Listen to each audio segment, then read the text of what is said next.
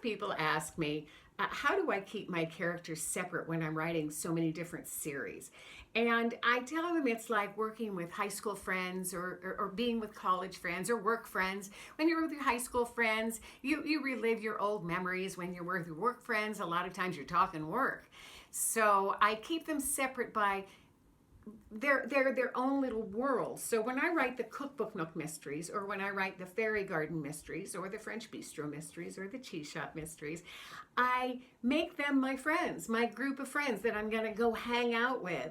When I do the Cookbook Nook mysteries, it's working, it's living with Jenna and going through her character arcs. I will pull out my old outlines and I will review what the stories were about, where they're at in their personal lives, who's she dating, is she thinking about marriage, what are the character arcs for her friends, and they become my friends, and so we live in our imaginary world while I'm working on them.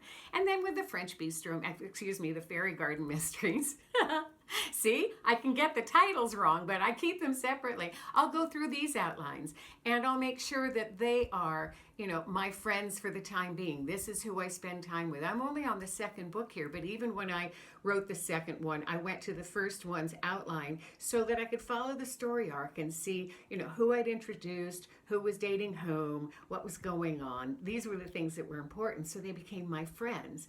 So that's what I do when I work on different series. Have I messed up? Oh yeah.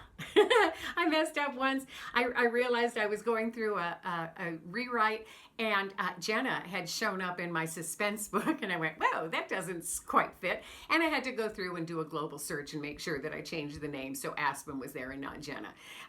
This happens, but I really do try to separate them by world. And when I'm with them, it's their world I want to focus on. I want to make them the center of my story.